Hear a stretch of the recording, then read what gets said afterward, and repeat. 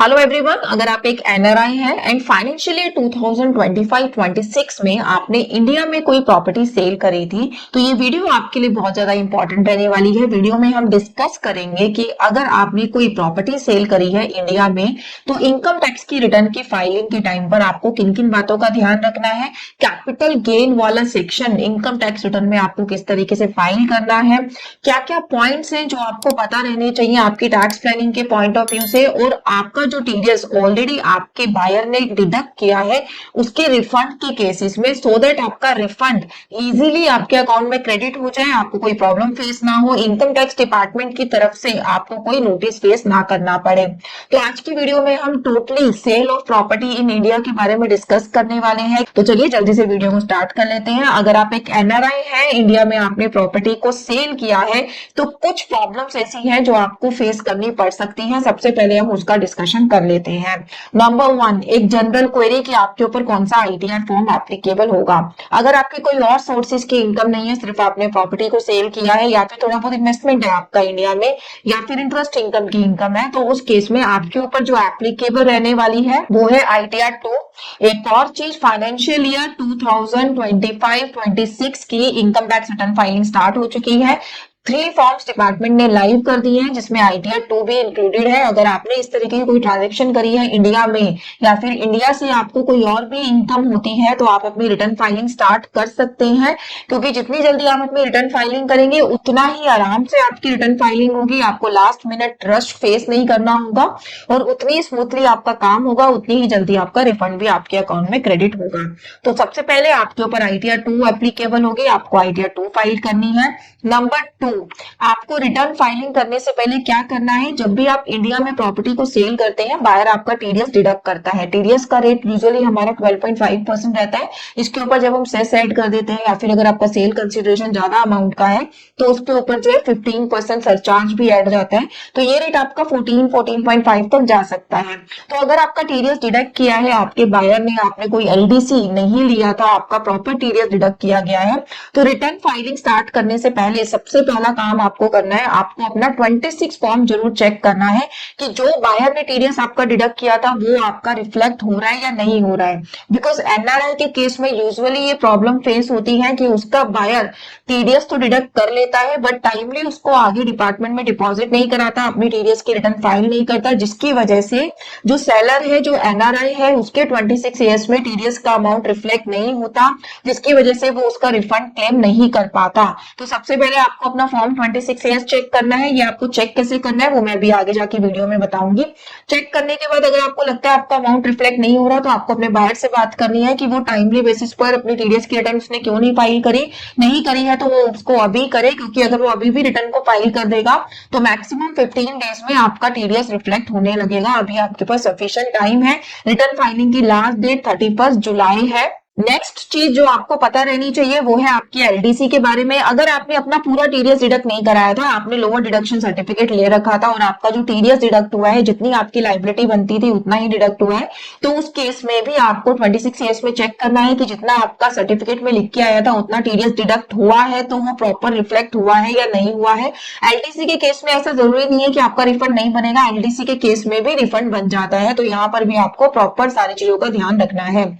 4th point, अगर आपने अपना जो कैपिटल गेन है उसको फर्दर आपने इन्वेस्ट किया है, लाइक आपने 54 ईसी के बॉन्ड में इन्वेस्ट किया है या फिर रेजिडेंशियल प्रॉपर्टी परचेज करी है, तो उस टाइम पर भी जिस सेक्शन में वो इन्वेस्टमेंट आपने करी है उसका जो प्रॉपर डिस्क्लोजर है आपकी आईटीआर में होना जरूरी है, अदरवाइज डिपार्टमेंट उसका रिबेट आपको क्लेम नहीं करने देगा।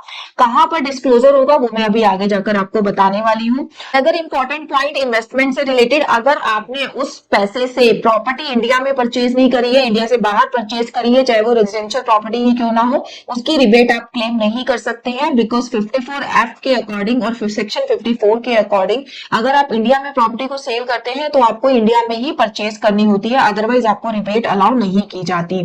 5th पॉइंट बहुत ज्यादा इंपॉर्टेंट पॉइंट है। समटाइम्स ऐसा होता है कि हम बाहर की कंट्री में अभी अभी शिफ्ट हुए हैं, हमारा रेजिडेंशियल स्टेटस अभी अभी रेजिडेंट से एनआरआई में कन्वर्ट हुआ है, तो उस केस में क्या होता है, जो हमारी इनकम टैक्स की वेबसाइट है जहां हमारा लॉगिन बनाया हुआ था ऑलरेडी, वहां पर हमारा रेजिडेंशियल स्टेटस अपडेट नहीं होता, या फिर जब आप अपनी रिटर्न फाइलिंग करने लगते हैं तो आप रिटर्न फाइलिंग के टाइम पर भी हमें वहां पे सिलेक्ट करना होता है कि हमारा रेजिडेंशियल स्टेटस क्या है, उसको चेंज करना हम भूल जाते हैं। तो इस चीज का ध्यान रखना है। बहुत बार एनआरआई के साथ ये प्रॉब्लम होती है कि वो डाटा तो सारा एनआरआई के अकॉर्डिंग डाल रहे हैं बट रिटर्न चली गई एज अ रेजिडेंट। तो रिटर्न स्टार्ट करने से पहले आपको अपना रेजिडेंट स्टेटस जरूर चेक कर लेना है और अपने फॉर्म में अपना स्टेटस चेंज करना है कि आप अब रेजिडेंट नहीं एनआरआई के अकॉर्डिंग अपनी रिटर्न को फाइल कर रहे हैं। सिक्स्थ पॉइंट जहां पर अभी भी बहुत सारे एनआरआई या फिर रेजिडेंट टैक्स पेयर्स को कंफ्यूजन है, इंडेक्सेशन बेनिफिट से रिलेटेड। अगर आप एक एनआरआई है तो आपको इंडेक्सेशन का बेनिफिट नहीं मिल सकता। आपको जो है 12.5% के अकॉर्डिंग टैक्स पे करना है, जो भी आपका कैपिटल गेन होगा उस पर आपको इंडेक्सेशन का बेनिफिट नहीं मिलेगा। जो रेजिडेंट टैक्स पेयर्स है उनके लिए ऑप्शन दिया गया है कि उनके पास दोनों ऑप्शन है, वो इंडेक्सेशन का बेनिफिट लेकर 20% भी पे कर सकते हैं और विदाउट बेनिफिट 12.5% भी पे कर सकते हैं। तो जहां पर भी उनका बेनिफिट होता है उसके अकॉर्डिंग वो अपने रिटर्न को फाइल कर लेते हैं। बट एनआरआई को ये बेनिफिट नहीं दिया गया है। एनआरआई को फ्लैट 12.5% के अकॉर्डिंग अपना जो टैक्स है वो पे करना होता है। सेवंथ पॉइंट जो कि इंपॉर्टेंट पॉइंट है, यूजुअली एनआरआई के केसेस में क्या देखा गया है, जैसे हमारे पास भी डेली बेसिस पे बहुत सारी लीड आती है एनआरआई टैक्स पेयर्स की, जो उनकी प्रॉपर्टी सेल की गई होती है इंडिया में वो उनके पेरेंट्स से रिलेटेड होती है, जो कि 2001 से पहले की एक्वायर्ड प्रॉपर्टी होती है। तो उस केस में जब भी आप अपना कैपिटल गेन कैलकुलेट करते हैं, चाहे वो आप अपना at the time of return filing कर रहे हैं या फिर टैक्स प्लानिंग के लिए ड्यूरिंग द सेल आप अगर उसको कैलकुलेट कर रहे हैं, तो आपको एक चीज का ध्यान रखना है कि अगर आपकी प्रॉपर्टी 2001 से पहले की परचेज की गई प्रॉपर्टी है तो आपको अपनी प्रॉपर्टी का वैल्यूएशन कराना है 1 अप्रैल 2001 की डेट में। इनकम टैक्स अप्रूव्ड वैल्यूअर से आप अपनी प्रॉपर्टी का वैल्यूएशन कराएंगे, जिसमें वो आपको वैल्यू देंगे कि 1 अप्रैल 2001 में आपकी प्रॉपर्टी की वैल्यू कितनी थी, उतनी ही वैल्यू को आप कंसीडर करेंगे as a purchase cost. Eighth and important point, refund से रिलेटेड। मोस्टली एनआरआई जो इंडिया में प्रॉपर्टी को सेल कर रहे हैं उन सभी का ही रिफंड बनता है, इसलिए ये वीडियो बनाई जा रही है क्योंकि उनका रिफंड बाद में प्रॉब्लम क्रिएट करता है। रिफंड इजीली डिपार्टमेंट उनके अकाउंट में क्रेडिट नहीं कराता। तो यहाँ पर रिफंड के लिए आपको किस चीज का ध्यान रखना है, आपको अपना एनआरओ अकाउंट वहां पे डालना है रिटर्न फाइलिंग के टाइम पर। अगर आपका एनआरई अकाउंट है, एनआरओ अकाउंट नहीं है, तो आप अपना एनआरओ अकाउंट जरूर ओपन कर लीजिए, बिकॉज एनआरओ अकाउंट डालने का ऑप्शन इनकम टैक्स रिटर्न में आता है, एनआरई का ऑप्शन आपको नहीं मिलेगा। ऑल्दो जब आप नेट पे स्टडी करेंगे तो आपको ये मिलेगा कि आप एनआरई अकाउंट में डाल सकते हैं, बट प्रैक्टिकली ये ऑप्शन अभी अवेलेबल नहीं है। आप अपना एनआरओ अकाउंट डाल के रिफंड को क्लेम कर सकते हैं और एनआरओ अकाउंट डालने के बाद आपको उसको वैलिडेट करना जरूरी है। अगर आपका बैंक वैलिडेट नहीं है तो आपका रिफंड टाइमली क्रेडिट नहीं होगा, वो आपका रिफंड अटक जाएगा, आपको दोबारा से रिफंड रीइश्यू की रिक्वेस्ट डालनी पड़ेगी, तभी आपका रिफंड क्रेडिट होगा। तो अगर आपका एनआरओ अकाउंट नहीं है तो उसको ओपन करा लीजिए और प्रॉपरली वो वैलिडेट होना चाहिए इनकम टैक्स की वेबसाइट पर, तभी आपका रिफंड आपके अकाउंट में क्रेडिट होगा।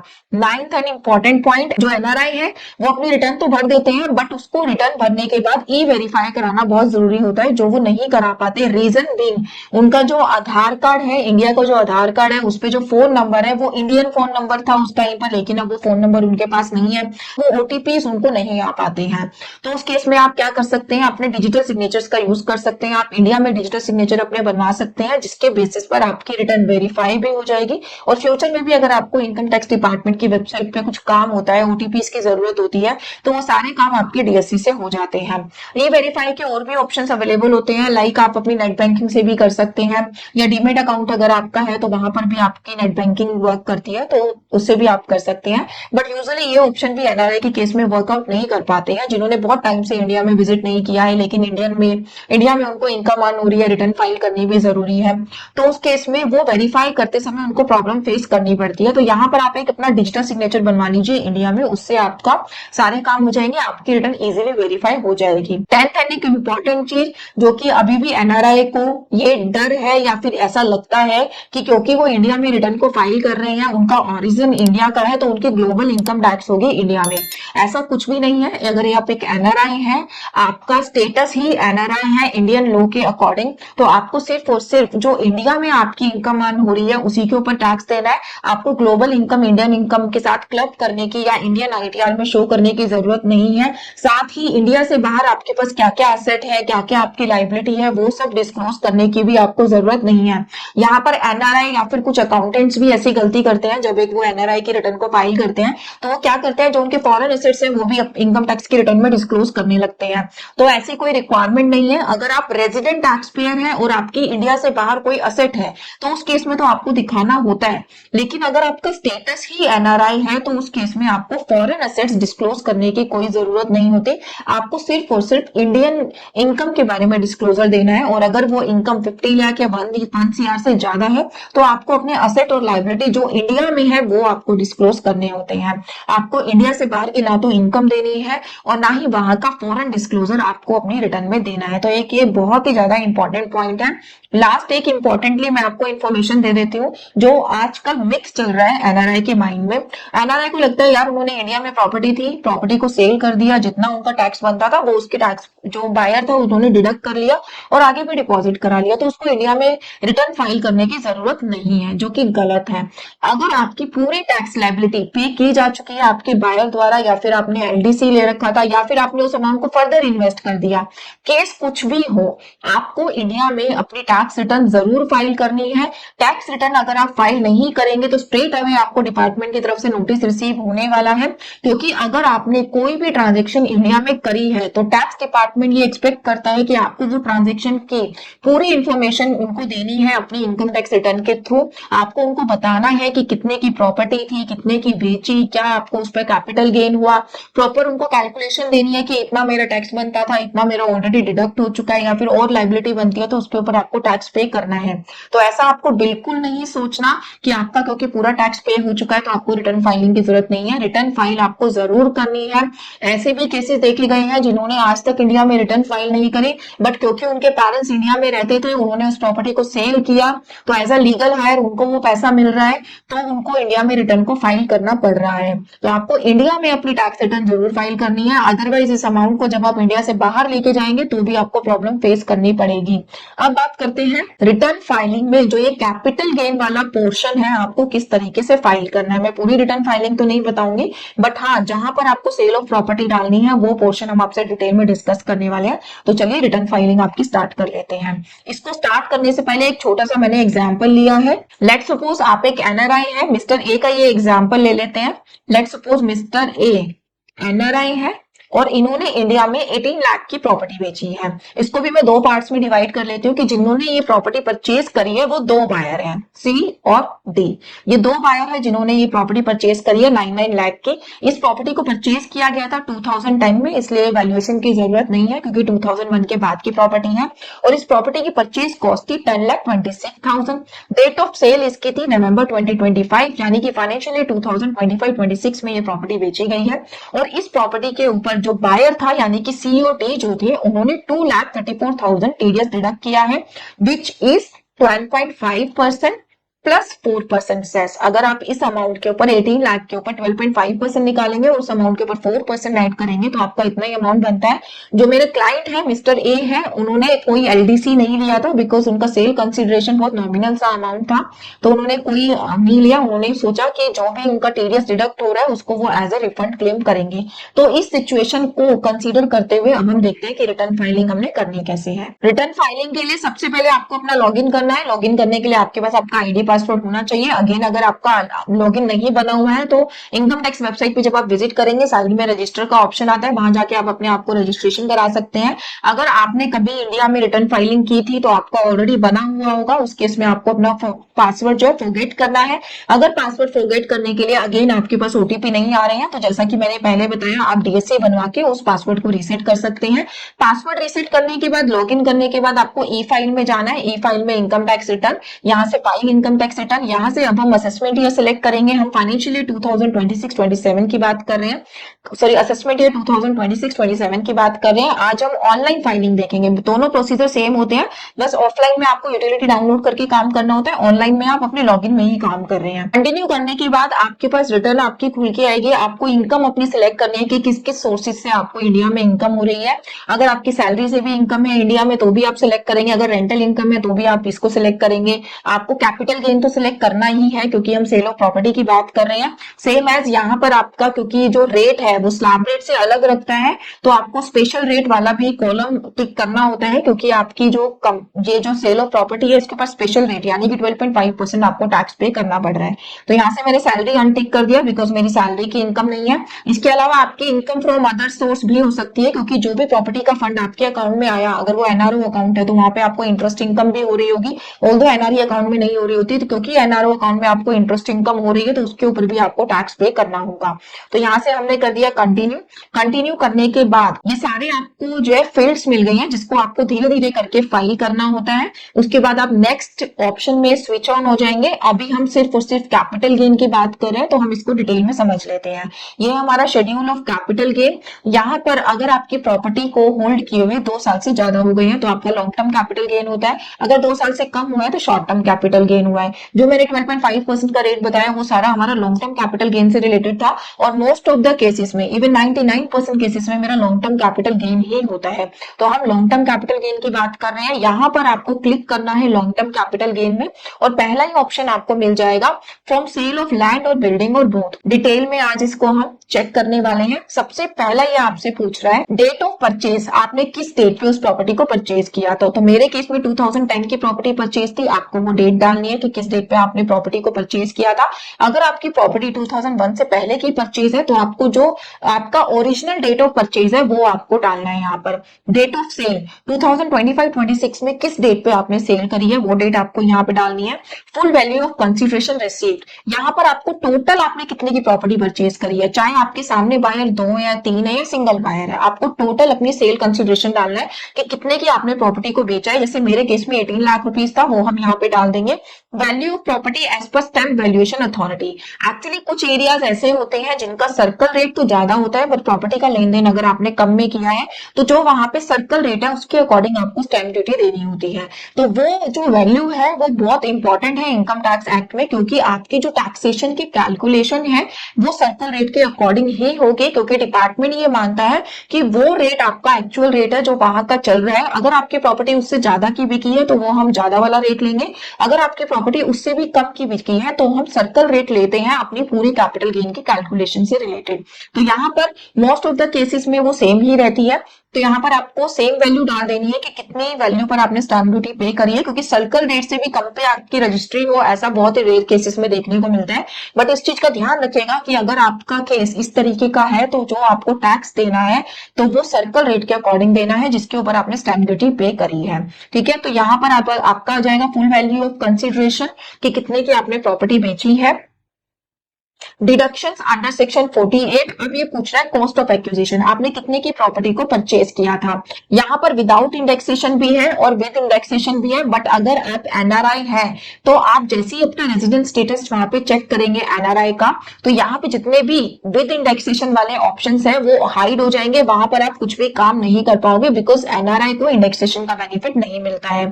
तो यहाँ पर आपको डालना है cost of acquisition without indexation. मेरे केस में cost of acquisition 10 lakh something था, वो मैं यहाँ पे डालूंगी। अगर आपकी प्रॉपर्टी 2001 से पहले की एक्वायर है, आपने वैल्यूएशन कराई है, तो वैल्यूएशन के बाद जो आपको कॉस्ट दी गई है वो आप यहाँ पे अपनी डालेंगे। कॉस्ट डालने के बाद आपको ये सारे ऑप्शन हाइड कर दिए गए हैं क्योंकि इंडेक्सेशन से रिलेटेड है। फिर है आपने उस प्रॉपर्टी को सेल करने में कोई जो कॉस्ट है वो दी है क्या, या फिर कोई टैक्स वगैरह आपने पे किया हो, वो अमाउंट आपको यहाँ पे डालना है। बैलेंस यहाँ पर आ जाएगा आपका कैपिटल गेन कि कितना कैपिटल गेन आपका बनता है। अब जो मेजर पॉइंट है वो है कि आपको डालनी है डिडक्शंस। अगर आपने अपने जो कैपिटल गेन है उसको फर्दर इन्वेस्ट किया है, आपने कोई प्रॉपर्टी परचेज करी है सेक्शन 54 में, या फिर आपकी पहले एग्रीकल्चर लैंड सेल हुई थी, या फिर कोई और आपकी लॉन्ग टर्म कैपिटल गेन थी उसको आपने बेचकर कोई रेजिडेंशियल प्रॉपर्टी परचेज करी है, वो उसमें आपका एप्लीकेबल होता है सेक्शन 54F, या फिर आपने 54EC के बॉन्ड परचेज करे हैं, तो उस केस में आपको यहाँ से अपना सेक्शन सिलेक्ट करना है और कितना अमाउंट आपने इन्वेस्ट किया है वो अमाउंट यहाँ पे डालना है। इससे रिलेटेड अगेन एक इंपॉर्टेंट पॉइंट जो कि पहले में भी मैंने मिस कर दिया है, अगर आप बेनिफिट लेना चाहते हैं इंडिया में ही दूसरी प्रॉपर्टी में इन्वेस्ट कर और आपकी रेजिडेंशियल प्रॉपर्टी आपने सेल करी है और आप रेजिडेंशियल ही परचेज कर रहे हैं, तो उस केस में क्या होता है, जो आपका कैपिटल गेन है उतना ही अमाउंट इन्वेस्ट करने की जरूरत होती है। आपका जो पूरा सेल कंसिडरेशन है वो आपको इन्वेस्ट करने की जरूरत नहीं है। यहाँ पे एक मिथ है, चाहे वो रेजिडेंट है चाहे एनआरआई है, उनको ऐसा लगता है जितने का मैंने बेचा वो सारा अमाउंट मुझे इन्वेस्ट करना होगा, बट ऐसा नहीं है। अगर आप आपकी रेजिडेंशियल प्रॉपर्टी है उसको बेच के आप रेजिडेंशियल ही खरीद रहे हैं, तो आपको सिर्फ और सिर्फ कैपिटल गेन अमाउंट इन्वेस्ट करना होता है अपना जो ये रिबेट है, टैक्स रिबेट, उसको क्लेम करने के लिए। तो यहाँ पर अब आपको सेक्शन सेलेक्ट करना है, सेक्शन 54। अगर आपने रेजिडेंशियल प्रॉपर्टी खरीदी है, कितने की खरीदी है वो आप डाल देंगे। अगर आपने बॉन्ड खरीदे हैं तो 54 EC का अमाउंट हमने डाल देंगे। जैसे ही आप यहाँ पे अमाउंट डालेंगे, यहाँ पे टोटल आ जाएगा कि कितने की आपने फर्दर इन्वेस्टमेंट करी है, और लॉन्ग टर्म कैपिटल गेन आपका जो कैलकुलेट करके आ जाएगा कि आपका इन्वेस्टमेंट करने के बाद कितना गेन ऐसा है जिसके ऊपर आपको टैक्स पे करना है। यहाँ पर अब आपकी प्रॉपर इसके ऊपर टैक्स कैलकुलेट होगा 12.5% के अकॉर्डिंग। यहाँ पर आपका टैक्स आ जाएगा कि कितना आपको टैक्स पे करना है 12.5% के अकॉर्डिंग। तो यहाँ पर जब आप इन्फॉर्मेशन डालेंगे, यहीं पर ही आपको फर्दर इन्वेस्टमेंट की इन्फॉर्मेशन डालनी है और आपका कैपिटल गेन कैलकुलेट होके आ जाएगा 12.5% के अकॉर्डिंग। ये जो 20% वाला ऑप्शन है ये आपके लिए नहीं है क्योंकि आप NRI है। अपार्ट फ्रॉम दिस, यहाँ पर आपको अपने बायर की इन्फॉर्मेशन भी डालनी है कि आपका 1 बायर था, 2 बायर थे या फिर 3 बायर थे। एक एक करके आपको अपने बायर की इन्फॉर्मेशन डालनी है कि आपने किसको बेची है, उसका पैन नंबर क्या है, उसका शेयर और परसेंटेज क्या है, वो 50% होल्डर है, 60% होल्डर है। बायर का आधार कार्ड मैंडेटरी नहीं है यहाँ पे। Address of the property, amount, country, code, state, ये सब इंफॉर्मेशन आपको बायर की डालनी है जिसको आपने प्रॉपर्टी को सेल किया है। अगर आपके एक से ज्यादा बायर है तो यहाँ पे आप ऐड अनदर करके बायर की जो इन्फॉर्मेशन है उसको ऐड करा सकते हैं। तो ये थी आपकी कैपिटल गेन स्टेटमेंट, किस तरीके से आपको फाइल करनी है। इसको हम सेव कर देंगे। सेव करने के बाद जब आप कंफर्म करेंगे तो ये वाली टैब भी आपकी फिल होके आएगी। नेक्स्ट टैब और एक मैं आपको बता देती हूँ, आपके TDS से रिलेटेड जो आप ऑलरेडी टैक्स पे करके आए हैं उसका आपको कैसे रिफंड क्लेम करना है। यहाँ पर हम आए, यहाँ पर देखिए डिफरेंट ऑप्शन है। Tax deducted on from salary, अगर आपकी सैलरी इनकम है तो उस पर TDS डिडक्ट हुआ है तो यहाँ आएगा। अगर अदर सोर्सेज है तो यहाँ आएगा। इसके अलावा अगर कोई आपका एडवांस टैक्स या सेल्फ असेसमेंट टैक्स अगर आपने पे किया है तो वो यहाँ पर आएगा।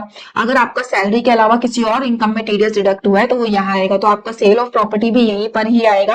तो जैसे मेरे क्लाइंट का जो है, इन्होंने भी प्रॉपर्टी सेल करी थी तो यहाँ पर इनका देखिए 1,17,000 1,17,000 दोनों को मिलाऊंगी तो जो मैंने प्रॉपर्टी का आपको ये एग्जाम्पल दिया था 2,34,000 इनका TDS डिडक्ट किया जा चुका है, वो प्रॉपरली इनकी रिटर्न में शो हो रहा है। इनके 26 ईयर्स में भी ये शो हो रहा था तो यहाँ पर वो दिखाई दे रहा है। ठीक है, यहाँ पे इन्फॉर्मेशन आपको डालने की जरूरत नहीं है, ऑलरेडी वो इन्फॉर्मेशन आ रही है। कितनी वैल्यू पे कटा है वो इन्फॉर्मेशन भी आ रही है। 18 लाख की इनकी प्रॉपर्टी थी, 9 लाख के 2 बायर थे तो दोनों ने इनका TDS डिडक्ट हुआ है तो वो सब इन्फॉर्मेशन यहाँ पर ऑलरेडी आ रही है।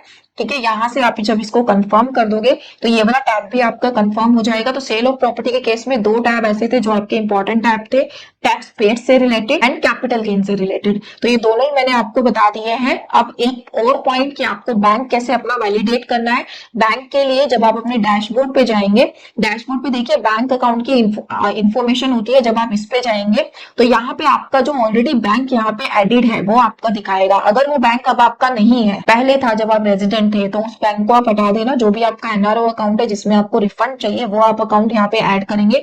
ऐड करने के बाद आप देखेंगे यहाँ पर जो 3 डॉट्स है, यहाँ पे अकाउंट को प्री वैलिडेट करने का ऑप्शन आता है। यहाँ पर मेरे केस में रीवैलिडेट आ रहा है क्योंकि मेरा ऑलरेडी एक बार वैलिडेट हो चुका है। तो रिफंड के केस में रिटर्न को अपलोड करने से पहले अपने अकाउंट को वैलिडेट करना जरूरी है। आप जब इस पे क्लिक करेंगे तो आपका अकाउंट वैलिडेट हो जाएगा। समटाइम्स ये कुछ टाइम लेता है वैलिडेट होने में, तो वो टाइम होने के बाद अगर आपका प्रॉपर वैलिडेट हो जाए तभी आप रिटर्न को आगे प्रोसीड करिएगा और NRO अकाउंट ही आपको यहाँ पे डालना है।